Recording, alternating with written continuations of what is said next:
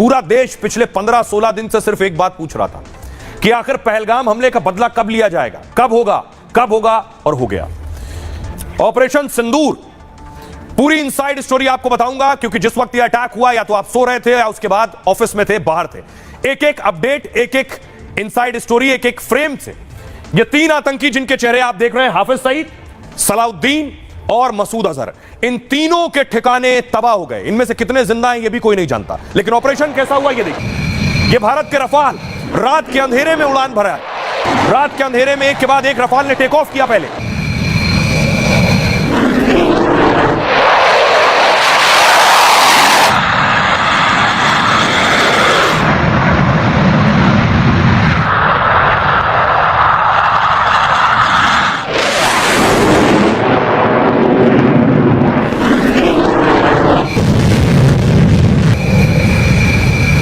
और उसके बाद रफाल था आसमान में, भारत के आसमान में, और उसके बाद रफाल ने एक के बाद एक मिसाइल फायर करनी शुरू की।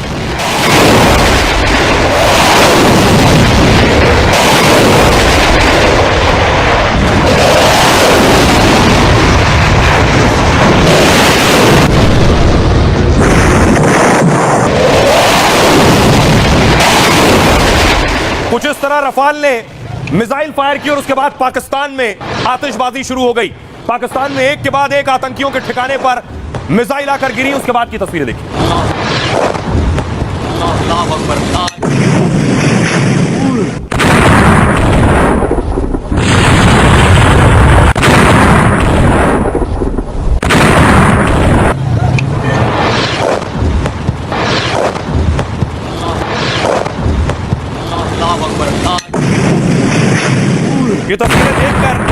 ये तस्वीरें देखकर एहसास हो रहा है भारत ने इजराइल स्टाइल में बदला लिया है, इजराइल स्टाइल में जवाब दिया है। ऐसे गोले आपने हमास के आतंकियों पर जब दागे गए थे उस वक्त देखे हो।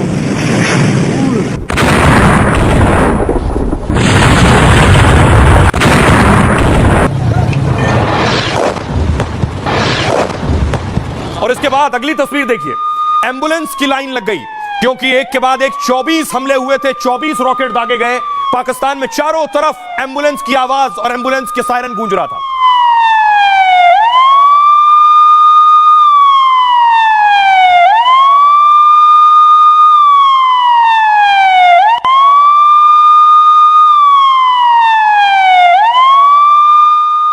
और भारत ने रात के अंधेरे में जवाब दे दिया था। पाकिस्तान के न्यूज चैनल्स पर ब्रेकिंग चलनी शुरू हुई कि हमला हो गया है। भारत ने एक के बाद एक 24 मिसाइलें दाग दी हैं। भावलपुर में भी 4 जोरदार धमाकों की आवाजें सुनी गई हैं। फैसलाबाद में जंगी तैयारी की परवाजें, लोग घरों से बाहर निकल आए हैं। भावलपुर का इलाका है चौका, तो यहाँ पर मौलाना मसूद अजहर का मदरसा है, वहाँ पे 4 मिसाइल दागे किए गए हैं, जिसके नतीजे में अब तक बड़ी तादाद में यहाँ पे जो शोले हैं वहाँ के भड़क उठे हैं। पुलिस रेस्क्यू की गाड़ियां, पूरा इलाका यहाँ पर सारा रेड दिखाई दे रहा है, आसमान रेड दिखाई दे रहा है। भारत ने पाकिस्तान पर 3 जगहों पर मिसाइल दागे हैं। मुजफ्फराबाद के नवाही इलाकों में भी धमाके की आवाजें सुनी गई हैं। धमाकों के बाद मुजफ्फराबाद में पावर ब्लैकआउट कर दिया गया है। भावलपुर में भी तो पाकिस्तान में धमाके हो रहे थे और भारत में भी धमाके हो रहे थे, लेकिन ये वाले भारत में जश्न मनना शुरू हो गया, आतिशबाजी हो रही थी, लोग पटाखे फोड़ रहे थे कि ले लिया बदला।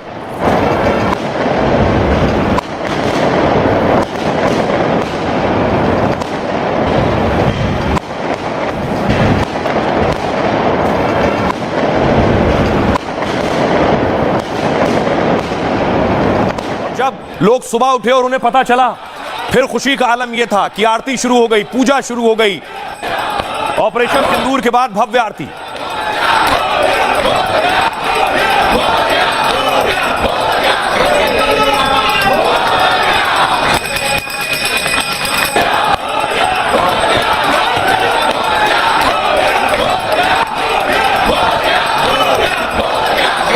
और लोगों के हाथों में प्रधानमंत्री नरेंद्र मोदी की तस्वीर थी।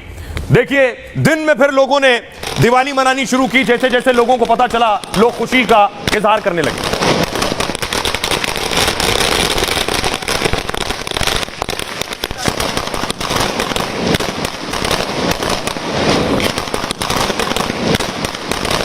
तो भारत ने 9 ठिकानों पर एक के बाद एक एयर स्ट्राइक किया। आपको बताऊं ये 9 ठिकाने कौन से हैं, किस किस के अड्डे थे। ये पाकिस्तान का नक्शा आ गया। पाकिस्तान में पहला स्ट्राइक जो हिट की है वो मुरिदके में की है। मुरिदके कि मरकज़े तैयबा कैंप में यहां कसाब और हेडली की ट्रेनिंग हुई थी। दूसरा भारत का अटैक था मुजफ्फराबाद में, यह भी पीओके में आता है, सवाई नाला पर, यह लश्कर का ट्रेनिंग कैंप था।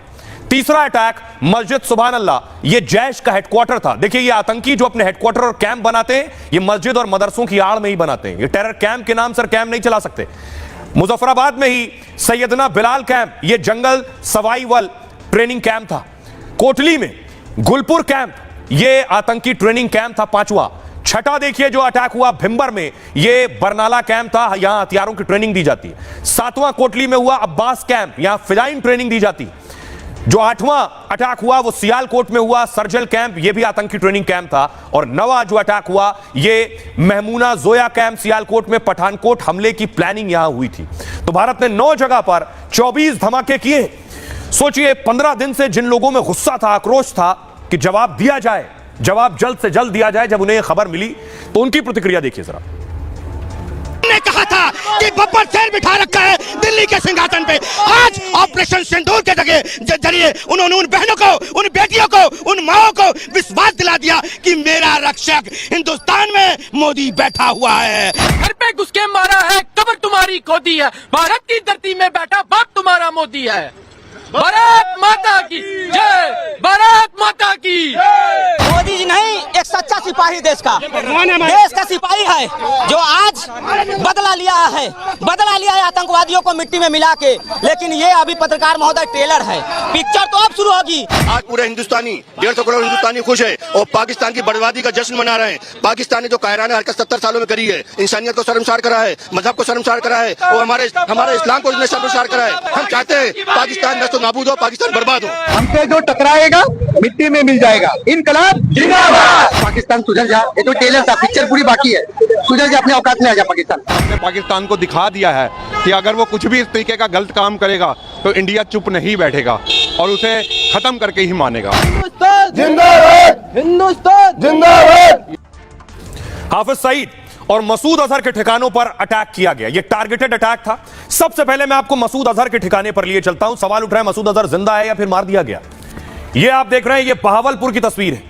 बहावलपुर में यही ट्रेनिंग कैंप, यही आतंकियों को ट्रेंड किया जाता था। यह मसूद अजहर का अड्डा बहावलपुर में था। इस पर टारगेट किया है भारतीय सेना ने, इसे खत्म किया है।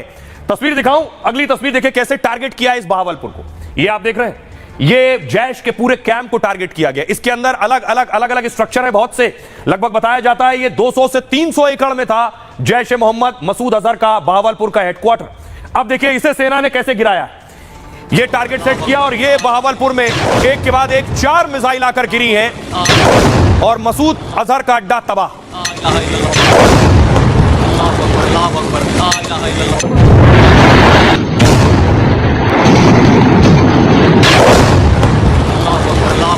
अब जरा देखिए तबाही के बाद की तस्वीर दिखा रहा हूं। मसूद अजहर का यही वो कैंप था बहावलपुर में जिस पर सेना ने मिसाइल फायर की और अंदर की हालत देखिए, परखच्चे उड़ गए, छतों में छेद हो गए,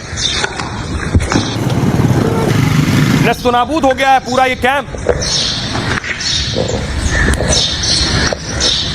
दो तस्वीरें मैं आपको दिखाता हूं, कैंप पहले कैसा दिखता था, ये पहले की तस्वीर है और उसके बाद मिसाइल दागे जाने के बाद देखिए उजड़ गया है, खत्म और तबाह हो गया है। दोनों तस्वीरों से, पहले और बाद की तस्वीरों से आपको अंदाजा होगा यहां क्या होता था, कैसे ट्रेनिंग दी जाती थी, कैसे लोगों को गुमराह किया जाता था, माइंड वॉश, ब्रेन वॉश किया जाता था, आतंक की ट्रेनिंग दी जाती थी और उसके बाद भारत के खिलाफ हथियार उठाकर या कभी पाकिस्तान के अंदर ही बम बांधकर फट जाने की ट्रेनिंग। यह तस्वीर आप देख रहे हैं। दूसरी तस्वीर देखिए, आपको अंदाजा होगा कि मसूद अजहर को कैसा जवाब दिया है भारत ने। लेकिन सिर्फ इतना ही नहीं है, यहां हमला होने के बाद जनाजे उठने शुरू हुए, ताबूतों के ढेर लगे, पाकिस्तानी सेना अपने कंधों पर उठाए हुए ताबूत।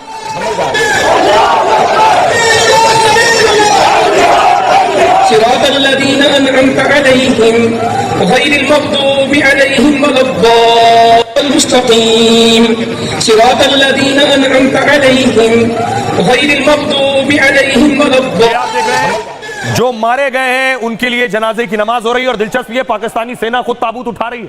अब सवाल यह है कि क्या मसूद अजहर जिंदा है या यह भी मार दिया गया, इसका परिवार पूरा खत्म हो गया इस हमले में। मसूद अजहर का हुआ क्या? भारत ने आतंकी मसूद अजहर के ठिकानों पर हमला किया, बहावलपुर में सुभान अल्लाह मस्जिद परिसर में 4 मिसाइलें दागी गई। जैश ए मोहम्मद का हेडक्वार्टर है यहां। भारत के हमले में पूरी इमारत तबाह हो गई। तस्वीर मैंने आपको दिखाई। मसूद अजहर के परिवार समेत 14 लोग मार दिए गए। मसूद अजहर की बड़ी बहन, उसका पति, मसूद का भतीजा, उसकी पत्नी, एक भतीजी की मौत हो गई। हमले में मसूद अजहर के 4 करीबी आतंकी भी मारे गए। सवाल है, क्या हमले में मसूद अजहर भी मार दिया गया है?